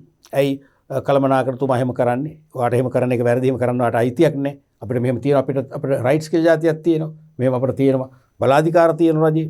අපටත් පුළුවන් මේ ලීගල් ඇක්ෂන් ගන්න. අන්න අපි එහෙම අපි සංදානගත වෙලා පාරිභෝගිකයෝ කණ්ඩායමක් වශයෙන් හඬක් නගනකොට ඒ පාරිභෝගික හඬ ප්‍රබලයි. ඒ පාරිභෝගික හඬ හමුවේ, හඬ ඉදිරියේ ව්‍යාපාරිකයාගේ විසමාචාර ආපස්සට යට ගන්න වෙනවාමයි. ඉතින් ඒ தත්ත්වය උදා කරන අපි සහයෝගයෙන් වැඩ කරන්න ඕන. ඒක අපේ වගකීමක් එක් අතකින් අපි තාර්කික පාරිභෝගිකයෙකුගේ ප්‍රධානම ගති ලක්ෂණය. සහයෝගයෙන් ක්‍රියා නොකර මට අදාළ නැහැ එයාගේ ප්‍රශ්නයක් නේ. මට අදාළ නැහැ කියලා හිමින් ලිස්සලා යනවා නම් එයා අතාර්කික පාරිභෝගිකයෙක්. තේරුණාද? මෝඩ පාරිභෝගිකයෙක් වෙනවා ඇති. ඊළඟට සමාජය හා පරිසරය පිළිබඳව සැලකිලිමත් වීම. දැනුවත් හා තාර්කික පාරිභෝගිකයෙක් නම් තමන් ජීවත් වන සමාජයකේ සෑම ස්තරයකටම තමන් ජීවත් වන පරිසරයේ සෑම ප්‍රදේශයකටම ඇලුම් කරන්න ඕන. කිසියම් හෝ ආදරයක් තියෙන්න ඕන. කාටවත් හානි කරන්න බෑ. කාටවත් හානි කරන්න බෑ. ඊයේ පෙරේ දවසක මම පොඩි ගමනක් ගියාම කෑම කරන්න නැවතුව එක්තරා අවන්හලක. ඉතින් ඒ අවන්හලේ කියන්නේ වතුර නැහැ. බෝඩ් සප්ලයි එක නැහැ ප්‍රදේශේ. රජෙන් බෝඩ් සප්ලයි එක තාම දීලා නැහැ. වතුර බොන්න බෑ කිවුල් වතුර. බවුසර වලින් ඇවිල්ලා තමයි ටැංක්ස් වල පුරවන්නේ. ඉතින් කීප දෙනෙක් කෑම කනකොට වතුර ඉවරුණා. අන්තිමට කර කියා ගන්න දෙයක් නැහැ. අන්තිමට වතුර අර බීමට මං හිතන්නේ වතුර බෝතල් ඕන නම් 10ක් 15ක් තියෙන්න පුළුවන්. එයින් 5ක් 6ක් වෙන ගෙනත් තියන්නකෝ. ඉතින් කරන්න දෙයක් නැහැ. මිනිස්සුන්ට හොදන්න එපා. ඒත් සමහර පාරිභෝගික තුන ගෙදරින් වතුර බෝතල් ගෑල්ලා. ඒගොල්ලෝ කෝ නෑ ඔයාගේ බෝතල් තියාගන්න කට හරි බොන්න දෙන්න. අපි ගෙදරින් එනවා කමන්නේ. අපි දැන් ගෙදරනේ යන්නේ. අපි මේකෙන් අත හොද ගන්න. අන්න මොකද්ද කරේ? සමාජයේ කරේ සැලකිලිමත් වුණා. තේරුණාද? ඒ කියන්නේ ඕන්නම් ඇත අපට අයිතියක්. ඒ අවන්නලෙන් අපිට වතුර දෙන්න ඕන. නමුත් එයත් හිතාමතා කළ දෙයක් නෙවෙයි. අනපේක්ෂිත වෙච්ච ගැටලුවක්. එතනදි බැලුවේ අපි අර බොන වතුර බෝතල් වලින් අත හේදුවොත් අපිට පස්සේ කෑම පරිභෝජනය කරන්න කෙනෙකුට තවත් අපහසුයක් වෙන්න පුළුවන්. කිව්වොත් නෑ. ඕගොල්ලන්ගේ වතුර බොන්න දෙන්න තියාගන්න. අපි දැන් ගෙදරයි යන අපි ගෙදරින් ගෙන වතුර අපි අත හොද ගන්න. තේරෙනවද? අන්න සමාජයේ පුංචි උදාහරණ මම කිව්වේ ශනික මීපෙර දැතු වෙච්ච. සමාජයේ කියලා අපි සැලකිලිමත් වෙනවා නම් එයා තාර්කික පාරිභෝගික. නිතරම පරිසරයට හානියක් නොවන ආකාරයෙන් එයා ක්‍රියාත්මක වෙනවා නම් එයා තාර්කික පාරිභෝගිකයෙක්. පුංචිම පළතුරු වෙලෙන්සලකට වේවා. පුංචිම කැෆේ නැත අවන්හලකට ගිහිල්ලා අපි කෑම කාලා හරි නැත්නම් ඩිසර්ට් එකට හරි කමක් නැහැ. කෙසෙල් ගෙඩියක් කාලා අපි කෙසෙල් ගෙඩියේ ලෙල්ල විසි කරන පාරට. හදිස්සියට කලබලයට මිනිස්සෙක් යනවා. එක්ක පුංචි වැස්සක මිනිස්සු දුවගෙන යනවා. වැස්සෙන් පීඩාවෙන් බේරෙන්න මිසක් බිම බලන් යන්න ගොඩක් අය මොකද වෙන්නේ? පෑගෙන ඔලිස්සල වැටෙනවා. තුවාල වෙනවා. අනතුරට ලක් වෙන මොකක්ද උනේ? සමාජය ගැන හිතුවෙත් නැහැ. පරිසරය ගැන හිතුවෙත් නැහැ. පරිසරය පවිත්‍රතාවය ගැන හිතුවෙන්නේ නැහැ. අපිට එනම් පුළුවන් එක ඩස්බින් එකක දාන්න. මම දැකලා තියෙන සමහර අය එහෙම නැත්තම් අර පේපර් සීට් එක අත පීදෙන ඒක උතාගෙන සාක්කුව දාගෙන ගෙදර ගිහිල්ලා නියමිත පරිදි බැහැර කරනවා. අන්න පරිසරය ගැන හිතනයි. ඉතින් ඒ වගේ අයට සමහර අය නූගත් පාරිභෝගික හිතයි පිස්සෙක් අන කුණු ගෙදර අරන් යනවා කියලා. නමුත් එයා තමයි නියම පාරිභෝගිකයා. එයා තමයි සම්මානයට පාත්‍ර වෙන්න පාරිභෝගිකයා. එයා තමයි තාර්කික පාරිභෝගිකයා. ඔන්න වගේ හොඳ ගුණාංග හැසිරීම රටාවන් කීපයක් තියෙන්න ඕනේ. ඒකෙන් කරුණු 4කට ලකුණු 1 ගන්න ලකුණු 4ක් ලැබෙනවා. 2019 විභාග ප්‍රශ්න පත්‍රයෙන් අහපු ප්‍රශ්න. ඒකේ දෙවෙනි ප්‍රශ්නේ රෝම ඉලක්කම් 4 අයන්න. ශ්‍රී ලංකා ප්‍රමිති ආයතනයේ විසින් සුළු හා මධ්‍ය පරිමාණ ආයතනයට ලබා දෙන සේවා 4ක් සඳහන් කරන්න. දැන් දරුවනේ ශ්‍රී ලංකා ප්‍රමිති ආයතනයේ සුළු මධ්‍ය මහා පරිමාණ කියලා ભેදයක් නැහැ. සෑම මට්ටමකම ව්‍යාපාරිකයන්ට සේවා සලසනවා. නමුත් මහා පරිමාණ ව්‍යාපාරිකයන්ට වඩා සුළු හා මධ්‍ය පරිමාණ ව්‍යාපාරිකයන්ට ප්‍රමිති ආයතන නෙවෙයි ඕනෑම රාජ්‍ය ආයතනයක් නැඹුරු වෙනවා නම් බද්ධ වෙලා සේවය කරනවා. අපි හිතන්නේ ඒක හොඳ දෙයක්. මොකද අමාරුවෙන් ව්‍යාපාර ලෝකේ ජය ගන්න උත්සාහ කරන්නේ. අමාරුවෙන් ව්‍යාපාර ලෝකේ සක්‍රිය වෙන්නේ සුළු හා මධ්‍ය පරිමාණ ව්‍යාපාරිකයෝ. මහා පරිමාණ ව්‍යාපාරිකයාට අවශ්‍ය පහසුකම් එයාගේ ධනය වැය කළ විදේශයෙන් හරි ලබා ගනි. සුළු හා මධ්‍ය පරිමාණ ව්‍යාපාරිකයට එහෙම හැකියාවක් නැහැ. ඒ නිසා සුළු හා මධ්‍ය පරිමාණ ව්‍යාපාරිකයන් තමයි වැඩිපුර නැඹුරු වෙලා සේවය කළ යුත්තේ. ඒ නිසාම විය හැකි විභාග ප්‍රශ්න පත්‍රවල පවා මේ වගේ සුළු හා මධ්‍ය පරිමාණ ව්‍යාපාර ඉලක්ක කරමින් අභ්‍යාස අපට දෙන්නේ. එතකොට එකක් තමයි නිමෙවුම් සඳහා ප්‍රමිති පිරිවිතර ලබා දීම. සුළු හා මධ්‍ය පරිමාණ ව්‍යාපාරිකයන්ගේ නිමෙවුම් නැත්නම් නිෂ්පාදිත නැත්නම් භාණ්ඩ සඳහා ප්‍රමිති පිරිවිතර කියන්නේ මොකද? ප්‍රමිති සකස් කරලා දෙනවා. සුළු හා මධ්‍ය පරිමාණ ව්‍යාපාරිකයන්ට බොහෝ වෙලාවට තමන්ගේම ව්‍යාපාර පරිශ්‍රය තුල තත්ත්ව පාලන අංශයක් නැත්නම් ක්වොලිටි කන්ට්‍රෝල් ඩිපාර්ට්මන්ට් එකක් නඩත්තු කරන්න අමාරුයි. මූල්‍යමය හැකියාව නැහැ, අවශ්‍ය පුහුණු ශ්‍රම බලකාය නැහැ, අවශ්‍ය තාක්ෂණය නැහැ, අමාරුයි. ඒ නිසා ඒගොල්ලන්ගේ නිමෙවුම් වල ගුණත්වයේ යම් ගැටලු තියෙනවා. ඒ නිසා අන්න ඒගොල්ලන්ට ප්‍රමිති හදලා දෙනවා. ඒගොල්ලන්ට ප්‍රමිති ආයතනය ගානේ ප්‍රමිතියක් හදලා දෙනවා. හදලා දීලා උපදෙස් අපේනවා, තත්ත්වපාල උපදෙස් අපේනවා. මේ ප්‍රමිතිය දිගටම පවත්වාගෙන යන්න. ඒකෙන් ඒගොල්ලන්ටත් ඉස්තරම් නිමෙවුම් බිහි කරලා පහසුවෙන් වැඩි වෙළඳපොළ කොටසක් දිනා ගැනීම අවස්ථාව උදා කර දෙනවා. දෙවෙනි එක තමයි ජාතික හා ජාත්‍යන්තර ප්‍රමිති සහතික ලබාගත හැකි වීම. දැන් සුළු හා මධ්‍ය පරිමාණ ව්‍යාපාර කියලා නෑනේ. ඒගොල්ලෝ දේශීය මට්ටමේ ප්‍රමිති හදනවා නම්, දේශීය මට්ටමට පිළිගත හැකි ප්‍රමිති හදනවා නම්, විදේශීය මට්ටමට පිළිගත හැකි ප්‍රමිතියට අනුව බහන්න හදනවා නම් ඒගොල්ලන්ටත් ඒකට සහතිකයක් ගන්න අයිතියක් තියෙනවා. SLS සහතිකයක් හරි ISO සහතිකයක් හරි. එහෙම SLS ලාංඡනයක් ගත්තොත් අන්නේ SLS ලාංඡනය එහෙම නැත්නම් ISO ලාංඡනය Tamanගේ ලේබල් තුල ඇසුරුම් මත පාවිච්චි කරන්න පුළුවන්. ඒකෙන් වෙළඳ පොලේ විශ්වාසය දිනා ගන්න පුළුවන්. ඒ නිසා එනම් ජාතික හෝ ජාත්‍යන්තර ප්‍රමිති සහතික ලබා දීමට ප්‍රමිති ආයතන ක්‍රියාත්මක වෙනවා. ඊළඟට පරීක්ෂණාගාර පහසුකම් ලබාගත හැකි වීම. මහා පරිමාණ ව්‍යාපාරිකයන් තුල අනිවාර්යයෙන්ම ප්‍රසායනාගාරයක් තියෙනවා. පරීක්ෂණාගාර පහසුකම් තියෙනවා. ඒවා තුල විද්‍යාවේදී පුහුණු සේවකයෝ ඉන්නවා. රසායනික පරීක්ෂණ කරන්න අවශ්‍ය සියලුම පරීක්ෂණ මෙවලම් තියෙනවා. එහෙම හැකියාවක් සුළු හා මධ්‍ය පරිමාණ ව්‍යාපාරිකයන්ට නැහැ. ඒ නිසා ඒගොල්ලන්ට නොමැති මේ පහසුකම ඒ අඩුව ප්‍රමිති ආයතනය ලබා දෙනවා. ප්‍රමිති ආයතනයේ අංග සම්පූර්ණ රසායනාගාරය තුල සුළු හා මධ්‍ය පරිමාණ ව්‍යාපාරිකයන්ගේ නිෂ්පාදිත සාම්පල් අරගෙන පරීක්ෂණයට භාජනය කරලා අවශ්‍ය අඩුපාඩු තිබේ නම් පෙන්වලා දීලා ඒ අඩුපාඩු නැති කරගන්න නිර්දේශ ලබා දීමෙනුත් එනම් මහා පරිමාණ ව්‍යාපාරිකයෙක් වගේම අංග සම්පූර්ණ නිවැරදි ගුණාත්මක භාණ්ඩයක් වෙළඳ පොළට ගෙන යාමට අතහිත දීමක් කරන ප්‍රමිති ආයතනයේ සුළු හා මධ්‍ය පරිමාණ ව්‍යාපාරිකයන්ට. ඊළඟට පුස්තකාල පහසුකම් ලබා දීම. දැන් මහා පරිමාණ ව්‍යාපාරවල අපි අහලා තියෙනවා, දැකලා තියෙනවා, වෙනම තියෙනවා පුස්තකාලය. ඒ මහා පරිමාණ ව්‍යාපාරවල ඕනෑම මට්ටමක සේවකයින්ට තමන්ගේ තනතුරේ රාජකාරී කරන්න අවශ්‍ය දැනුම ප්‍රගුණ කර ගැනීමට විවේක කාලයේදී වේවා, සමහරට සේවා කාලයේදී විශේෂ අවසරයක් පිට හෝ වේවා පුස්තකාලය පරිහරණය කරන්න පුළුවන්. ඒ පුස්තකාලය පරිහරණය කරනවා යනු තමන්ගේම ආයතනයට වඩා ඉස්තරම් කාර්ය සාධනයක් ලබා දෙන්න තමයි ඒ සේවක උත්සාහ කරන්නේ. නමුත් එවැනි පහසුකම් මේගොල්ලන්ට නැහැ. ඒ නිසා මේ සුළු හා මධ්‍ය පරිමාණ ව්‍යාපාරිකයන්ගේ ඕනෑම මට්ටමක සේවකයින්ට එහෙම දැනුම ලබා ගන්න අවශ්‍ය නම් ප්‍රමිති ආයතනයේ පුස්තකාලය තියෙනවා. ජාතික මට්ටමේ පුස්තකාලයක්. එතනට ගිහිල්ලා දැනුම ලබා ගන්න කිසිම බාධාවක් නැහැ. ඊළඟට තත්ත්ව පද්ධති සහතිකරණ සේවා.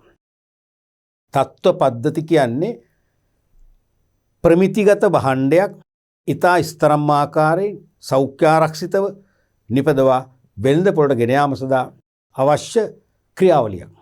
තේරුණාද? ඒ ක්‍රියාවලිය ආයතනය තුල ඇති කරගන්න වැඩි කාලයක්, වැඩි ශ්‍රමයක්, ඉහළ තාක්ෂණයක්, ඉහළ පිරිවැයක් දරන්න වෙනවා.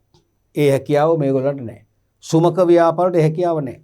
ඒ නිසා ඒ සුමක ව්‍යාපාරිකයන්ට ඒගොල්ලන්ගේ මට්ටමින් ඒගොල්ලන්ගේ ලෙවල් එකෙන් තත්ත්ව පද්ධතියක් හදාගන්න උපදෙස් අපේනවා.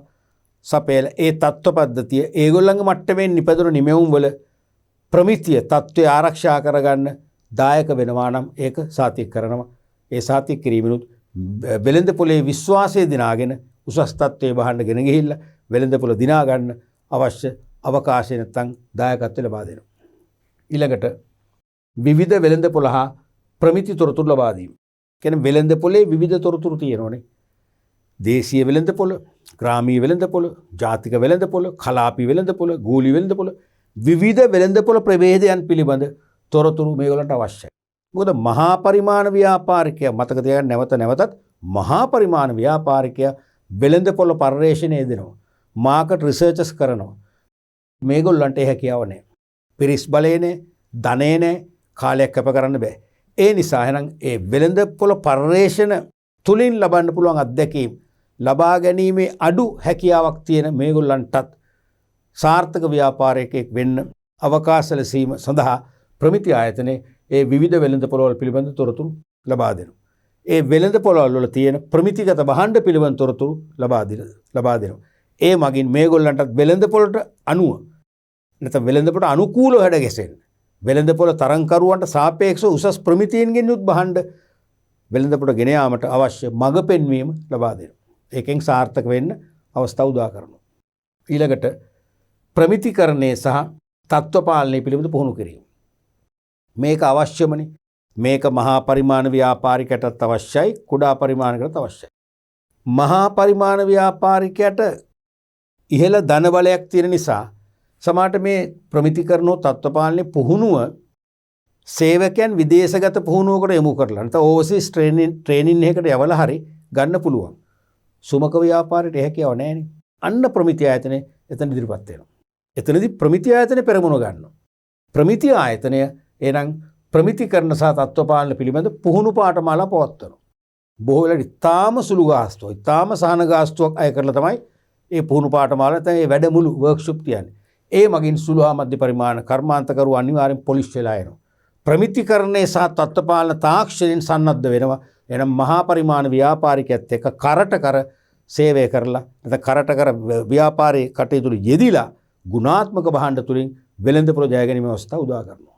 දැන් තේරෙන්නේ ප්‍රමිති ආයතන නම් සුළු හා මධ්‍ය පරිමාණ ව්‍යාපාරිකයන් වෙත අනගි සේවවන් සලසනවා. ඒගොල්ලන් ඒ කියන්නේ නොවැටි මහා පරිමාණ ව්‍යාපාරිකයන් සමග කරට කර තරම් කරමින් ව්‍යාපාර ලෝකේ රැඳී සිටිනවා. ඔය වගේ කරුණු 4කට ලකුණු භාගය ගන්න ලකුණු 2ක් දීලා තියෙනවා. ඊළඟට දෙවෙනි ප්‍රශ්නේ රෝබි ලක්කම් 4 ආයන්න. ඒ 2019මයි දෙවෙනි ප්‍රශ්නේ රෝබි ලක්කම් 4 ආයන්න. ශ්‍රී ලංකා මහ බැංකුව මගින් මූල්‍ය ප්‍රතිපත්ති ක්‍රියාත්මක කිරීම පිණිස භාවිතා කරනු ලබන ප්‍රතිපත්තිමය පොලි අනුපාත වර්ග 2ක් විස්තර කරන්න. ඔබට මතක ඇති අපි න්‍යායාත්මක පාඩම කරද්දී අපි කතා කරා රජයේ ප්‍රධාන ආර්ථික ප්‍රතිපත්ති දෙක මතකයිනේ. ෆිස්කල් ප්‍රතිපත්තිය, මූල්‍ය ප්‍රතිපත්තිය. ඒ මූල්‍ය ප්‍රතිපත්තිය යටතේ ප්‍රධාන පොලි අනුපාත වර්ග අපි 5ක් කතා කරා. විභාගයට අහන්න 2යි. ඒ කැමැති දෙකක් ලියන්න පුළුවන්. පළවෙනි එක මොකද්ද? බැංකු පොලි අනුපාතය. ඔකට සමහර අය විවහාර කරනවා මහා බැංකු පොලි අනුපාතය. ප්‍රශ්නයක් නෑ. නමුත් මහා බැංකු ගම කියන්න ඕනේ බැංකු පොලි අනුපාතය. මොකද පොලි අනුපාතය මහා බැංකුවටත් අදාළයි, අනිකුත් බැංකුවටත් අදාළයි. ඒ කියන්නේ මහා බැංකුව වාණිජ බැංකුව වලට ණය ලබා දීමේදී නැත්නම් අත්තිකාරම් ප්‍රදානය කිරීමේදී කොත් හරි. ණය ලබා දීමේදී අය කරන පොලි අනුපාතයයි. ඔබ දන්නවා බැංකුවල බැංකුකරුවෝ වෙන්නේ මහා බැංකුවනේ. අපට ඉහළින් ඕනතරම් බැංකු වර්ග තියෙනවා. නමුත් බැංකු වලට ඉහළින් වෙනත් බැංකුවල එකයි තියෙන්නේ මහා බැංකුව පමණයි. එහෙනම් බැංකු වලට අවසාන ණය දෙන්නා වශයෙන් ක්‍රියාත්මක වෙන්නේ එක ආයතනයයි ඒ මහා බැංකුවයි. එහෙනම් මහා බැංකුව බැංකු වලට අත්තිකාරම් නැත්නම් ණය ප්‍රදානයේදී බැංකු වලින් අය කරන පොලියක්. ඒ අනුපාතය තමයි මේ. ඒ පොලි අනුපාතයේ අඩු වැඩි කිරීම තුලින් මුදල් සැපයීම හසුරුවන ආකාරය අපි ඉගෙන ගත්තා. මතකනේ මෙච්චර විස්තර ලියන්න ඕනේ, මෙච්චර ලියන්න ඕනේ. අහන දේ විතර ලියන්න ඕනේ. දෙවෙනි එක නිත්‍ය ණය පහසුකම් අනුපාතය. නිත්‍ය ණය පහසුකම් අනුපාතය.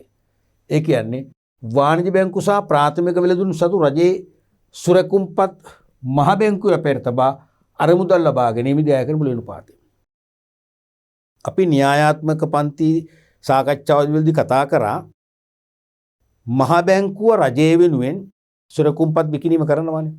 රජයේ හෙවත් භාණ්ඩාගාරයේ වෙනුවෙන් රජයට අරමුදල් මූලාශ්‍ර එකහු කරගන්න මහ බැංකුව තමයි රජයේ සුරකුම්පත් විකුණන්නේ.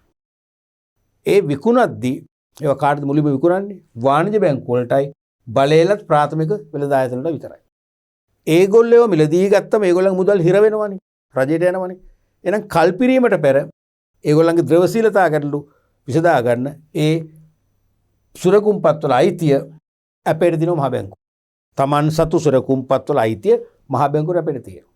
තියලා ණය ගන්නවා. නැත්නම් අර මුදල් ලබා ගන්නවා. එතකොට මහ බැංකුව අය කරන පොලියක්. ඒක තමයි මම අදහස් කරන්නේ. ඊළඟට 3. නිත්‍ය තන්පතු පහසුකම් අනුපාතය. නිත්‍ය තන්පතු පහසුකම් අනුපාතය. වාණිජ බැංකු සහ ප්‍රාථමික වෙළඳුන් විසින් තම අතිරික්ත මුදල් රජයේ සුරකුම්පත් වල ආයෝජනය කරද්දී ගෙවන පොලි අනුපාතය. මහ බැංකුව සුරකුම්පත් විකුණද්දී වාණිජ බැංකු සහ ප්‍රාථමික වෙළඳුන් තමයි ඒව ප්‍රථම වතාවට මිලදී ගන්න. එයාලගේ අතිරික්ත අරමුදල් යොදවල ඒ සුරකුම්පත් මිලදී ගන්නවා. නැත්නම් අතිරික්ත අරමුදල් සුරකුම්පත් මිලදී ගනිමින් රජයේ වෙත ප්‍රදානය කරනවා ණයක් වශයෙන්. ඒ සඳහා මහ බැංකුවෙන් ඒගොල්ලන්ට ගෙවන පොලියක්. ඒක තමයි මෙන් අදහස් කරන්නේ. ඊළඟට ව්‍යවස්ථාපිත සංචිත අවශ්‍යතා අනුපාතිකය. මතකනේ අවම සංචිත අවශ්‍යතා කියලා කතා කරේ. ඒ කියන්නේ බැංකුවල දෛනික මුදල් තැන්පතු ධාරිතාවයෙන් බැංකුවල දෛනික මුදල් තැන්පතු ධාරිතාවෙන් මහ බැංකුව කලින් කලට නියම කරන මහ බැංකුව කලින් කලට සීමා පනවන අවම ප්‍රතිශතයක් තියෙනවා. මේ විද්‍යක 8.5%. ඒ ප්‍රමාණය කාසියා නෝට්ටු වලින්ම ව්‍යවහාර මුදලින්ම මහ බැංකුවේ තියෙන සෑම වාණිජ බැංකුවක් නමින්ම ගිණුමක් ජංගම ගිණුමක්. ඒ ගිණුම තැන්පත් කරන්න ඕනේ. අන්‍ය අනුපාතය තමයි මේක අදහස් කරන්නේ. ඒක අඩු වැඩි කිරීමනොත් මුදල් සැපයුම වෙනස් වන ආකාරය අපි ඉගෙන ගත්තා. ඒතර වාණිජ බැංකුව විසින් තම සමස්ත තැන්පතු මත මහ බැංකුවේ තැන්පත් කළ යුතු සංචිත අවශ්‍යතාවය. ඔයගේ කරුණු දෙකක් නම් කිරීමට භාගයේ ගානේ ලකුණු 1යි. ඒ කරුණු දෙක විස්තර කිරීමට අර වගේම භාගයේ ගානේ ලකුණු 1යි ලකුණු 2ක් ලැබෙනවා. මේකෙත් මතක තියාගන්න මේ පැහැදිලි කිරීම ඕනේ මේ වගේ. නැත්නම් ලකුණු භාගය. දැන් ගොඩක් වෙලාවට ඔබ කරන්නේ පොයින්ට් එක විතරක් ලියනවා. එහෙම නැත්නම් ඔබ පොයින්ට් එක නැතුව මේ පැහැදිලි කිරීම ලියනවා. ඔබට නිත්‍ය තන්පතු පාසුක අනුපාතය දන්නවා. ඊළඟට ව්‍යවස්ථාපිත සංචිත අවශ්‍යතා කියන එක දන්නවා. දැනගෙන පැහැදිලි කිරීම ලියනවා. ඒත් ලකුණු භාගය. අන්න ඒ පැත්තත් හිතන්න. ඒ පැත්තත් හිතන්න. ඔය මේ වරද මේ ලකුණු අහිමි කර ගැනීම දෙවිදිහකින් වෙනවා. එකක් මොකද්ද ඔබ උත්තරේ පොයින්ට් එක ලියනවා. තේරුණාද? පොයින්ට් එක කියන්නේ ප්‍රතිපත්තියේ පොළොව අනුපාතය ලියනවා. හැබැයි විස්තර කරන්නේ. එක්ක ඔබ විස්තර කරනවා පොයින්ට් එක ලියන්නේ. දෙකම වැරදි. ලකුණු භාගය හැම්බෙන්නේ. ඒ වරද කරන්න එපා. පැහැදිලිනේ? ඊළඟට 2019 විභාග ප්‍රශ්නයක්ම දෙවෙනි ප්‍රශ්නේ රෝම ඉලක්කම් 5 වශයෙන් යොමු වෙච්ච ප්‍රශ්නය. පාරිභෝගික කටයුතු පිළිබඳ අධිකාරී අරමුණු 4ක් විස්තර කරන්න. අරමුණු 4ක්. ලකුණු එක ගානේ කරුණු 4ට ලකුණු 4ම දුන්නා. මොකද මේක සම්පූර්ණ ප්‍රශ්නයනේ ෆුල් ක්වෙස්චන් එක. කරුණු 4ට ලකුණු එක ගානේ 4ක් ලැබුණා. මේ විභාග ප්‍රශ්න සම්බන්ධව මටත් යමක් කියන්න තියෙනවා. ඇත්තටම ළමයි පාරිභෝගික කටයුතු පිළිබඳ අධිකාරී අරමුණු තියෙන 4යි. අරමුණු 4යි තියෙන්නේ. එහෙම 4ක් තියෙනකොට මෙහෙම අහනවා අරමුණු 4ක් කියලා. 4ක්.